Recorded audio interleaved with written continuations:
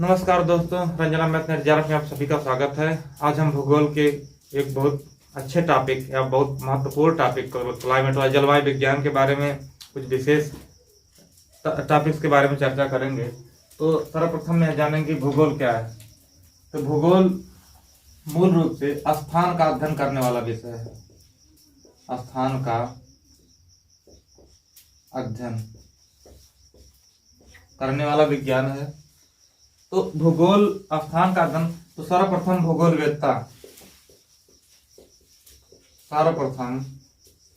Geographer होता भूगोल वेत्ता,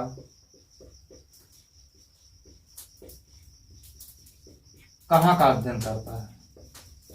कहाँ से तात्पर्य स्थान से होता है, लोकेशन। कहाँ का अध्ययन करता है, कहाँ तथा उसके बाद उस स्थान की विशिष्टताओं का अध्ययन करता है।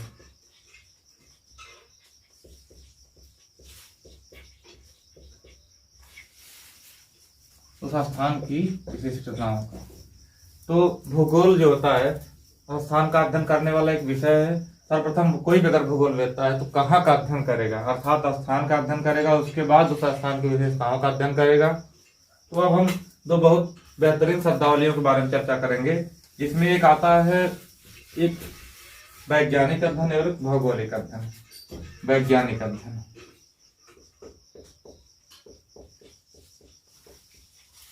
वैज्ञानिक अध्ययन।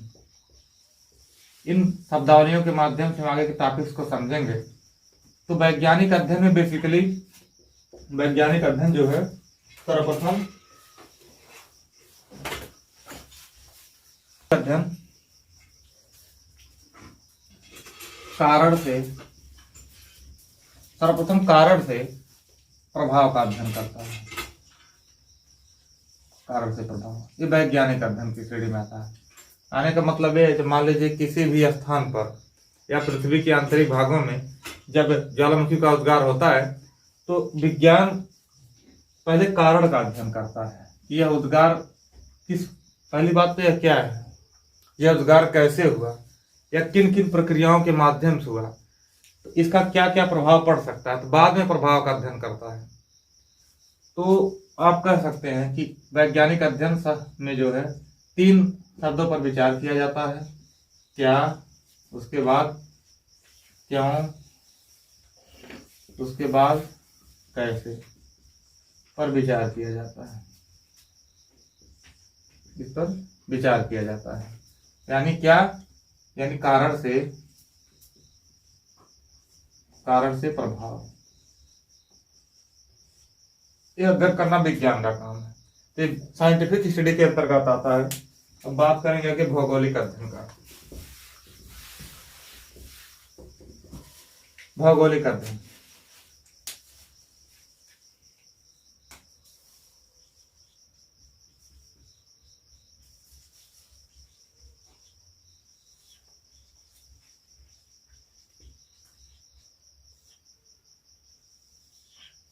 भौगोलिक अध्ययन में सर्वप्रथम कैसे का अध्ययन किया जाता है,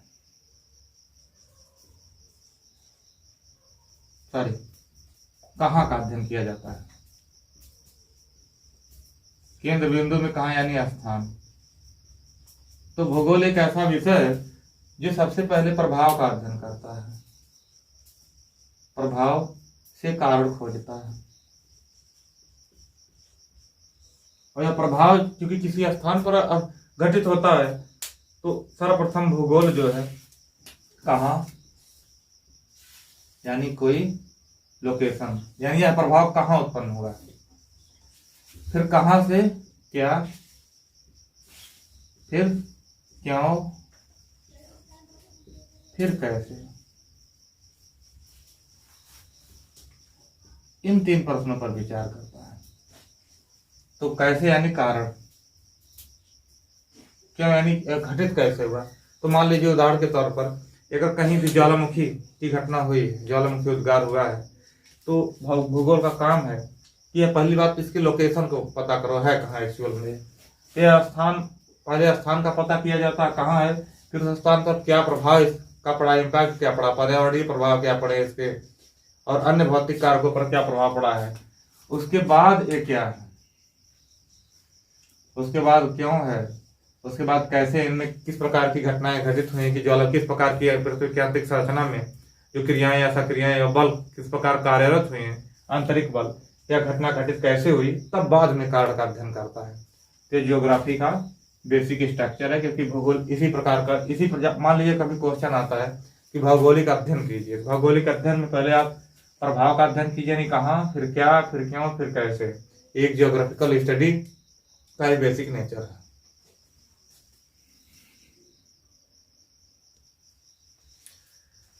भूगोल बेसिकली भूगोल के अध्ययन में भूगोल को जो है स्थानिक विज्ञान, पर्यवेक्षण का विज्ञान, मानव पर्यावरण संबंधों का विज्ञान आदि माना जाता है। और इस प्रकार के अनेक प्रकार से भूगोल की विशेषताएं हैं। तो जो मूल विशेषताएं हैं इसके बारे में हम चर्चा करेंगे। यह क्षेत्र का अध्ययन करने वाला विषय जो सीमित क्षेत्र का अध्ययन एवं विस्तृत क्षेत्र दोनों का अध्ययन करता है। सीमित क्षेत्र का मतलब जैसे मान लीजिए कोई पारिस्थितिकी इकाई है, जैसे आप छोटे तालाब के बारे में चर्चा करते हैं, तो आप इसके बारे में, इसके पारिस्थितिकी के अध्ययन के बारे में चर्चा करेंगे। इसमें जो है घटित होने वाले जल चक्र और उसमें उष्मा का स्थानांतरण, वाष्पीकरण, ये सब सीमित क्षेत्र में है। जब हम पृथ्वी के वायुमंडलीय परिसंचरण के बारे में बात करते हैं तो एक भूमंडलीय पवनों के बारे में बात करते हैं, तो विस्तृत क्षेत्र के बारे में। तो यह क्षेत्र उपागम जो है सीमित क्षेत्र, विस्तृत क्षेत्र के बारे में अध्ययन करता है। तो पर्यवेक्षण का विज्ञान, चूंकि भूगोल पर्यवेक्षण में जब हम किसी भी चीज की मॉनिटरिंग करते हैं तो सर्वप्रथम उसमें पता करते हैं कि इनमें सूक्ष्म परिवर्तन कितना हुआ है, या सूक्ष्म या लघु या दीर्घ परिवर्तनों के बारे में हम चर्चा करते हैं, उसका अध्ययन करते हैं। तो इसमें हम 3 प्रकार के परिवर्तनों को देखते हैं, एक स्थानिक परिवर्तन, एक कालिक परिवर्तन, एक सामुदायिक परिवर्तन। तो मानव पर्यावरण संबंधों के विज्ञान तीसरी प्रकृति आती है। भूगोल का एक उद्देश्य ही है, क्योंकि भूगोल को हमें सदैव इकोलॉजिकल पारिस्थितिकी अध्ययन के रूप में हमें पढ़ना चाहिए, क्योंकि हम जब इकोलॉजी को अध्ययन करके भूगोल संदर्भ में भूगोल का अध्ययन करेंगे तो यह इकोलॉजिकल अप्रोच कहलाएगा, जो मानव पर्यावरण के संबंधों का विज्ञान है। और इसी अध्ययन की से जो है हमारे पर्यावरण में अनेक प्रकार की जो समस्याएं हैं उससे उत्पन्न नहीं होंगी। और मानव पर्यावरण को कितना प्रभावित करता है, पर्यावरण मानव को कितना प्रभावित करता है, इस प्रकार के अध्ययन को मानव पर्यावरण से संबंधों का विज्ञान कहा जाता है, मानव पर्यावरण के संबंधी अध्ययन कहा जाता है। तो हम जानेंगे परिवर्तन कितने प्रकार का होता है, तो अब आगे देखेंगे इसमें। अब हम परिवर्तन का 3 तरह से अध्ययन कर सकते हैं जियोग्राफी में, एक स्थानिक परिवर्तन, कालिक परिवर्तन और सामुदायिक परिवर्तन। तो इस प्रकार के जो अभी कभी आप पढ़ते हैं कि स्थानिक परिवर्तन, कालिक परिवर्तन, या स्थानिक मौसम के स्थानिक परिवर्तन के बाद, कालिक परिवर्तन के बाद, सामुदायिक परिवर्तन के बाद, तो हम इन शब्दावलियों का अर्थ जानेंगे।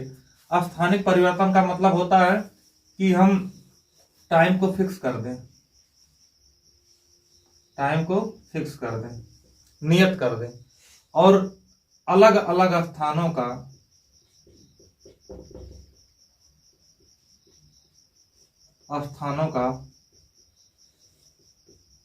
एक ही समय में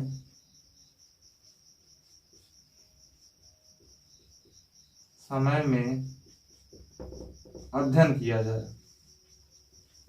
कहने का मतलब ये हुआ जैसे आप टाइम को फिक्स कर दिए, मतलब एक ही टाइम में, जब एक ही टाइम में अलग अलग स्थानों का अध्ययन किया जाता है, इस प्रकार के अध्ययन को स्थानिक अध्ययन कहा जाता है। तो जैसे कहने का मतलब ये कि एक ही समय में जब हम मान लीजिए एक स्थान का अध्ययन करते हैं, एक लोकेशन, कैसे मान लीजिए आप आजमगढ़ में है तो आजमगढ़ की जब जलवायु का अध्ययन करेंगे, मौसम के बारे में पता करें, उसका टेम्परेचर क्या है, आजमगढ़ से उसके बाद बलिया का टेम्परेचर क्या है, गोरखपुर का टेम्परेचर क्या है। जब आप एक ही समय में जब अलग अलग स्थानों के टेम्परेचर का अध्ययन कर रहे हो, आप जल मिट्टी का अध्ययन कर रहे हो, तो इस प्रकार के अध्ययन को स्थानिक अध्ययन कहा जाता है, जिसमें टाइम एक समय एक ही होता है, फिक्स होता है। फिर इसके बाद आता है कालिक परिवर्तन। कालिक परिवर्तन में प्लेस को फिक्स कर दिया जाता है, प्लेस को फिक्स कर दिया जाता है। फिक्स मतलब एक ही स्थान, फिक्स का मतलब क्या होता है, एक ही स्थान, यानी एक ही स्थान पर विभिन्न समयों में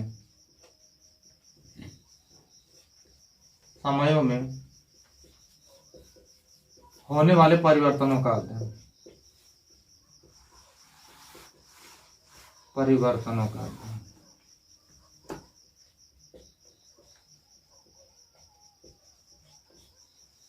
एक ही यानी स्थान को क्या कर देते हैं, यहाँ पर हम स्थान को फिक्स कर देते हैं, मतलब एक ही स्थान पर।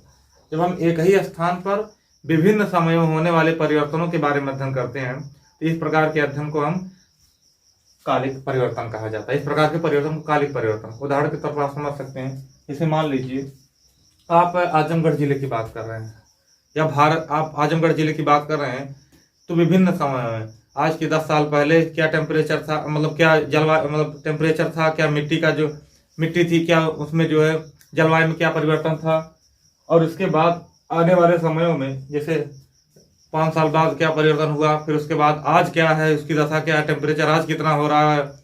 तो इस प्रकार के अध्ययन को हम कहते हैं कालिक परिवर्तन। सामुदायिक परिवर्तन, इसमें दोनों प्रकार के अध्ययनों का, जिसमें जो है कालिक, सर्वप्रथम इसमें जो है स्थान का निर्धारण किया जाता है, करते हैं। स्थानों का निर्धारण करके, मान लीजिए कोई स्थान का आपने निर्धारण कर लिया कि हम इस स्थान का अध्ययन करेंगे, तो उस स्थान का निर्धारण करके उसका हम कालिक परिवर्तन और स्थानिक परिवर्तन के संबंध में जब अध्ययन करते हैं, इस परिवर्तन को सामुदायिक परिवर्तन कहा जाता है। यानी किसी एक फिक्स स्थान का, यानी किसी एक स्थान का निर्धारण करके हम उसका उस स्थान में होने वाले विभिन्न प्रकार के परिवर्तनों का अध्ययन करते हैं कि यहाँ पर आज बारिश हुई तो आज के मतलब बारिश का पैटर्न अगले साल क्या रहेगा, मतलब कि इस प्रकार के अध्ययनों को जब हम करेंगे और इसके बाद केवल स्थान को फिक्स कर देंगे तो उसका कालिक और स्थानिक दोनों प्रकार के अध्ययन करेंगे। इस प्रकार के अध्ययन को सामुदायिक परिवर्तन कहा जाता है। तो हम आगे अगले टॉपिक के बारे में चर्चा करते हैं। तो ये अध्ययन की बात हो गई परिवर्तन की।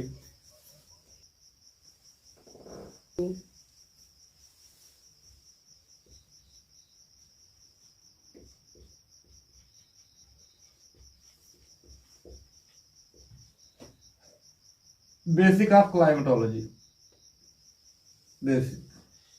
तो क्लाइमेटोलॉजी अध्ययन करने के लिए हमें कुछ साइंस के बेसिक टॉपिक के बारे में मालूम होना जरूरी है। 3 बेसिक अध्ययनों में हम शामिल करेंगे। सर्वप्रथम तापमान,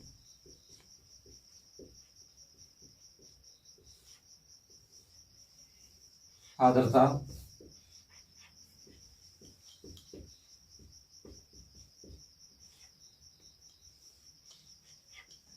वायु दाब,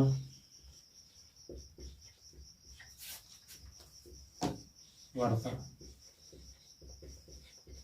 ये टॉपिक जो है, इन टॉपिकों के अध्ययन क्लाइमेटोलॉजी में, जलवायु विज्ञान में इन टॉपिकों का अध्ययन ही होता है बहुत। और इन टॉपिक के अध्ययन से और इनके अंतर संबंधों से हम विभिन्न प्रकार की संरचनाओं, विभिन्न प्रकार की मौसमी दशाओं का अध्ययन करते हैं। तो मौसम के तत्व एक प्रकार से हो गए, तो इन्हीं तत्वों का बेसिकली अध्ययन किया जाता है। तो हम आगे इनके बारे में चर्चा करेंगे विशेष तौर पर।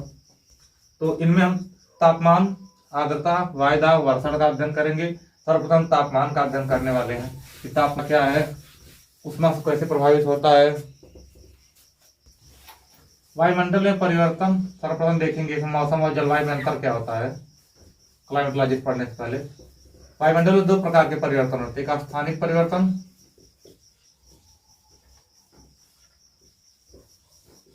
दूसरा कालिक परिवर्तन। दूसरा आपका हो जाता है कालिक परिवर्तन।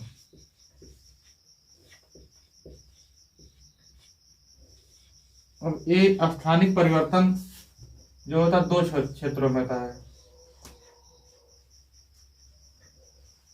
लघु क्षेत्र में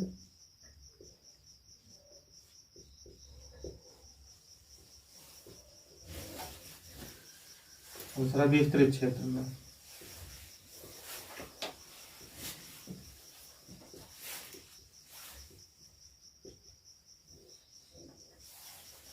कालिक परिवर्तन एक अल्पकालिक परिवर्तन होता है,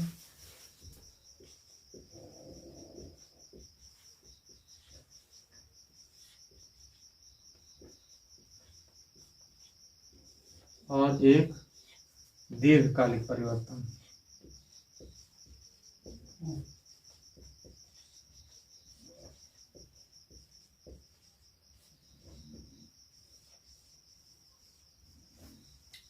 तो इस प्रकार के हम रिलेशन अंतर संबंधों को समझेंगे कि जब कालिक परिवर्तन में, जब अल्पकालिक परिवर्तन छोटे से क्षेत्र के लिए होता है, लघु क्षेत्र में होता है, जब थोड़े समय के लिए मौसम में परिवर्तन छोटे से क्षेत्र में होता है, तो इसे हम मौसम कहते हैं। इसे हम मौसम कहते हैं। और जब दीर्घकालिक परिवर्तन बड़े वाले क्षेत्र में होता है, विस्तृत क्षेत्र में होता है, जब दीर्घकालिक परिवर्तन, इसे जलवायु कहा जाता है। इस फ्लोचार्ट के माध्यम से आप समझ सकते हैं कि वायुमंडल में परिवर्तन, स्थानिक परिवर्तन, कालिक परिवर्तन, दो प्रकार के परिवर्तन होते हैं। और जब यह स्थानिक परिवर्तन दो क्षेत्रों में बांटा जाता है, लघु क्षेत्र में और विस्तृत क्षेत्र में, कालिक परिवर्तन, अल्पकालिक परिवर्तन और दीर्घकालिक परिवर्तन दो समयों में बांटा जाता है। जब बहुत दीर्घकालिक परिवर्तन, बहुत बड़े समय के लिए परिवर्तन और बहुत बड़े क्षेत्र में होता है, तो इसे जलवायु कहा जाता है। और जब अल्पकाल के लिए छोटे से समय में और छोटे से क्षेत्र में परिवर्तन होता है, यानी लघु क्षेत्र में जब छोटे समय के लिए मौसमी परिवर्तन होता है, तो उसे मौसम कहा जाता है। तो कहने का मतलब ये है कि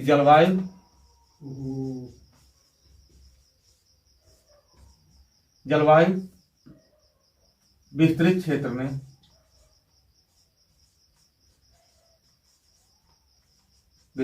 में दीर्घकालिक परिवर्तन है। यानी आर्द्रता, तापमान, जब आर्द्रता, तापमान, वर्षण, वायुदाब का विस्तृत क्षेत्र में दीर्घकालिक परिवर्तन होता है, इसे जलवायु कहा जाता है। और जब यही तापमान में, जैसे कहने का मतलब मौसम, जैसे बेसिकली लोग कहते हैं कि आज का मौसम बदल गया, तो आज के मौसम में क्या है, आज थोड़ी सी धूप हो गई, आज थोड़ी सी ठंडी बढ़ गई, तो मौसम का उदाहरण, क्योंकि एक छोटे से पर्टिकुलर स्थानों के लिए वह सत्य होती है। तो जब आप बात करते हैं, कहने का मतलब जैसे एक मान लीजिए यहाँ पर सूर्य मतलब बादल घेरे हुए हैं, तो यहाँ पर सूर्य की किरणें नहीं दिखाई, यहाँ पे तापमान कम है। तो अगर कहीं अन्य स्थानों पर, दूसरे आप जिले में चले जाइए, तो वहाँ पर सूर्य के मतलब बादल घेरे नहीं हुए हैं, तो वहाँ पर सूर्य की किरणें प्रत्यक्ष रूप से धरती पर पड़ रही हैं, तो वहाँ पर तापमान अधिक है। तो छोटे से क्षेत्र के लिए जो है, छोटे से समय के लिए परिवर्तन है, इसको हम मौसम बोल सकते हैं। तो जब इसको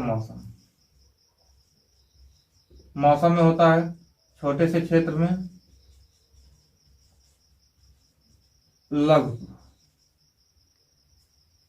छोटे समय में, लघु क्षेत्र में, इस प्रकार के परिवर्तन को हम मौसमी परिवर्तन कहा जाता है। तो अभी बेसिक टॉपिक हो गया, हम अपने इसके बारे में हम आगे चर्चा करेंगे।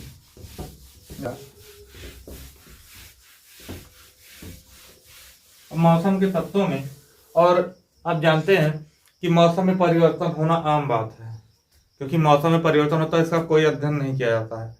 तो मौसम में परिवर्तन होना आम बात है, परंतु जलवायु में परिवर्तन होना एक अध्ययन का विषय बन जाता है, शोध का विषय बन जाता है। जब क्लाइमेट चेंज होता है, क्लाइमेट लगभग 40 से 50 वर्षों में चेंज होती है, तो क्लाइमेट अविकसित क्षेत्रों में होती है। तो क्लाइमेट चेंज होने के कारण जो है, एक अध्ययन या शोध का अध्ययन करने वाला विषय बन जाता है, जबकि मौसम में परिवर्तन होना आम बात हो जाती है। अब इसके बारे में हम देखेंगे मौसम के तत्वों में, सर्वप्रथम तापमान के बारे में। तापमान,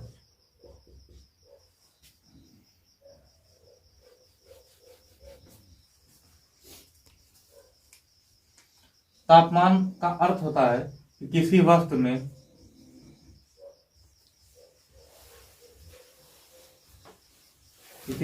निहित ऊष्मा का मापन। कहने का मतलब एक है, जैसे अब दो वस्तुएं आप ऑब्जर्व करिए, इसमें क्या है, इसमें ऊष्मा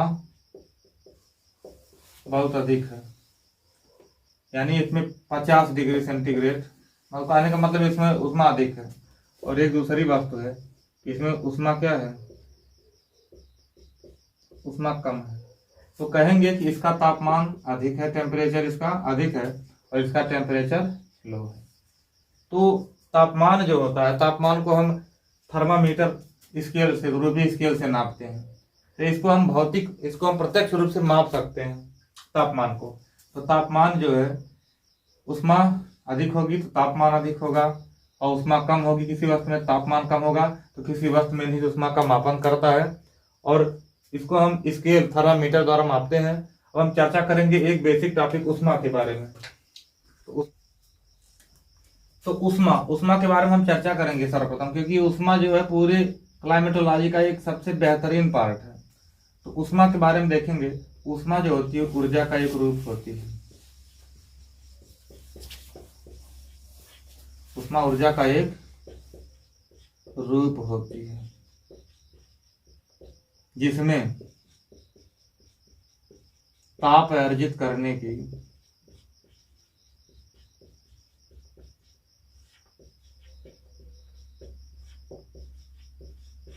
क्षमता होती है।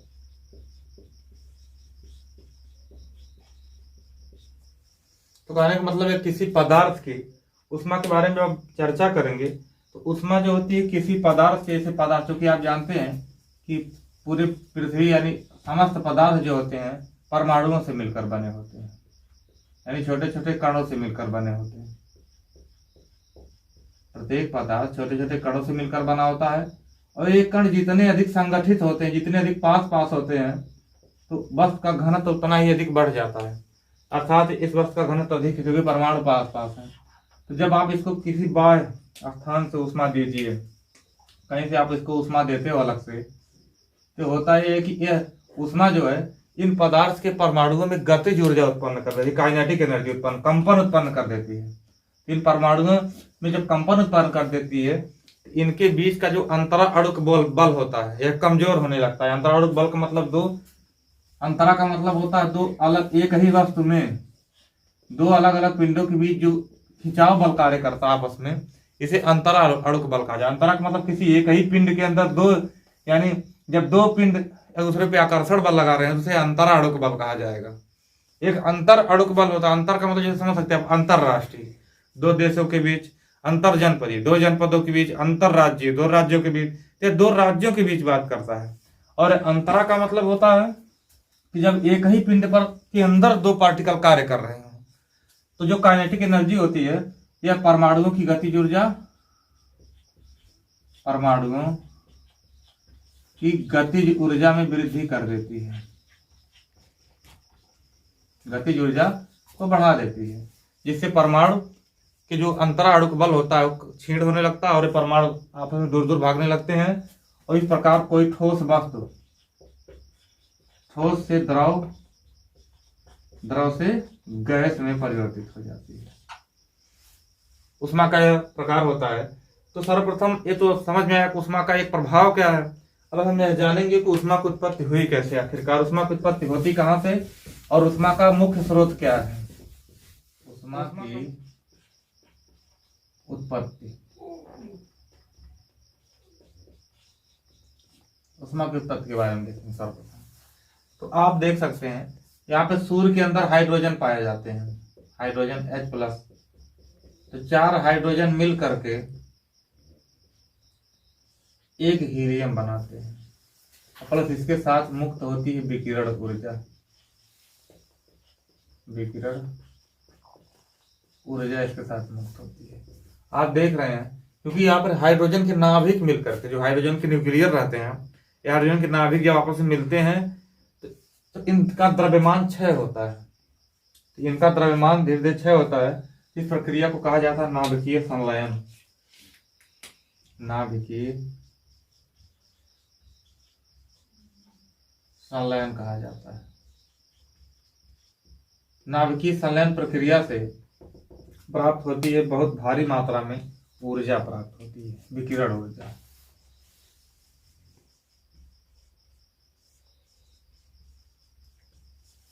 विकिरण ऊर्जा प्राप्त होती है। तो आप समझ गए क्योंकि ये पदार्थ है, हाइड्रोजन के नाभिक जो है पदार्थ है, पदार्थ से बन रही है ऊर्जा। आप देख सकते हैं पदार्थ से क्या बन रहा है, पदार्थ से ऊर्जा बन रही है और पदार्थ ऊर्जा का निर्माण हो रहा है। तो आइंस्टीन के प्रकाश वैद्युत समीकरण के अनुसार, आइंस्टीन के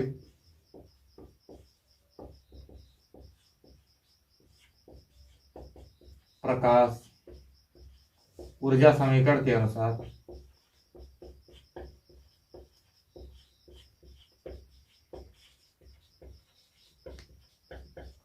आइंस्टीन का प्रकाश ऊर्जा समीकरण कहता है कि डेल्टा E बराबर mc², जहां पे डेल्टा E का मतलब एनर्जी है, m का मतलब मास है, द्रव्यमान,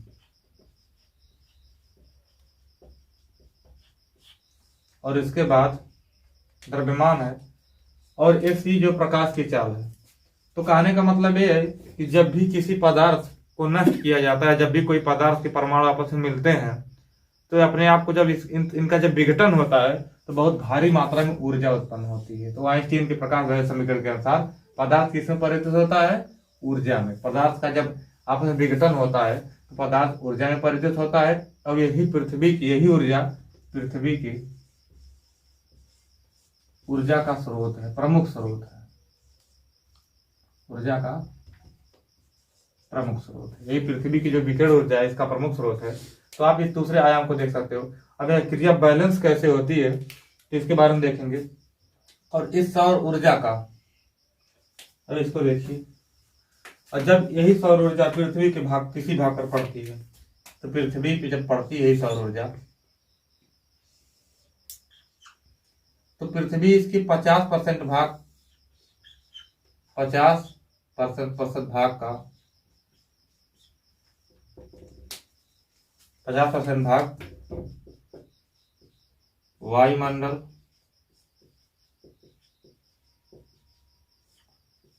एवं पृथ्वी द्वारा अवशोषण कर लिया जाता है, अवशोषण हो जाता है। और जब पृथ्वी प्रकाश को यानी सौर ऊर्जा को अवशोषित करती है तो यही पृथ्वी पर तापमान का मुख्य कारक है।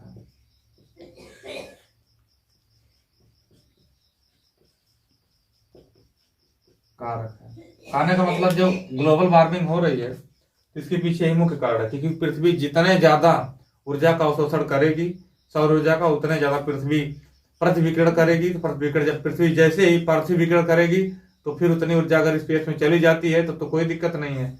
परंतु जब अधिकतम देखो पृथ्वी ऊर्जा का अवशोषण करेगी तो पृथ्वी की परतों का, जो निचली परतों का जो वायुमंडल होता है, धीरे धीरे पार्थिव विकिरण के द्वारा गर्म हो जाएगा। ये धीरे धीरे वायुमंडल गर्म हो जाएगा, तो गर्म हो जाने की वजह से पृथ्वी के आसपास का तापमान बढ़ जाएगा।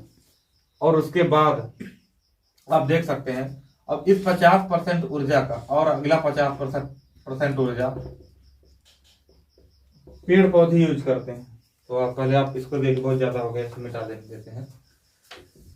तो आप देख रहे हैं, और इस 50% ऊर्जा का और 50% ऊर्जा पेड़ पौधे, 50% ऊर्जा का जो पेड़ पौधे अपनी भोजन बनाने की क्रिया में ग्रहण करते हैं। तो मान लीजिए कोई पेड़ है,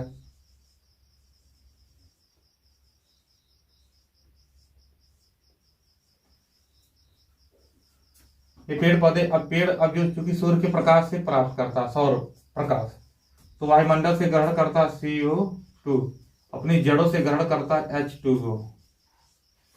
तो यार इसके बाद अब क्रिया संपन्न होती है। इस अब क्रिया में CO2 प्लस H2O प्रकाश संश्लेषण, यह क्रिया प्रकाश संश्लेषण होता है। तो इसके बाद बनाती है C6H12O6, इसको ग्लूकोज कहा जाता है, प्लस बायोमास ऊर्जा का निर्माण करता है। आप देख सकते हैं। अब यहां पर आप देखेंगे, अब यहां पर सौर ऊर्जा का यानी ऊर्जा बदल रही है पदार्थ में, ऊर्जा बदल रही है पदार्थ में। और जब ऊर्जा पदार्थ में बदलती है तो बहुत कम मात्रा में तापमान जनरेट होता है, बहुत कम मात्रा में।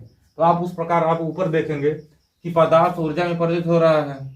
अब यहाँ पर ऊर्जा पदार्थ से परिवर्तित हो रही है, इसी प्रकार ऊर्जा और पदार्थ का चक्र चलता रहता है। तो इसी प्रकार यदि हम समझ सकते हैं कि अगर 50% पृथ्वी पर अधिक से अधिक पेड़ लगाए जाएं, अगर पृथ्वी पर अधिक से अधिक पेड़ लगाए जाएं तो ये पेड़ ज्यादा से ज्यादा प्रकाश संश्लेषण अपनी तरफ ज्यादा सूर्य के प्रकाश की किरणों को अवशोषित करेंगे। जब सूर्य की किरणों को ज्यादा अवशोषित करेंगे तो सूर्य की किरणें जो हैं पृथ्वी की सतह पर कम से कम पड़ पाएंगी। जब कम से कम पड़ेंगी तो पार्थिव विकिरण बहुत कम होगा। तो पार्थिव विकिरण होने की वजह कम होने की वजह से तापमान वैसे ही पृथ्वी का घट जाएगा। और पेड़ पौधे जो प्रकाश ऊर्जा है इसको बायोमास एनर्जी में परिवर्तित कर देंगे। इस प्रकार जो है ग्लोबल वार्मिंग या तापमान को, पृथ्वी के वैश्विक तापमान को कम किया जा सकता है।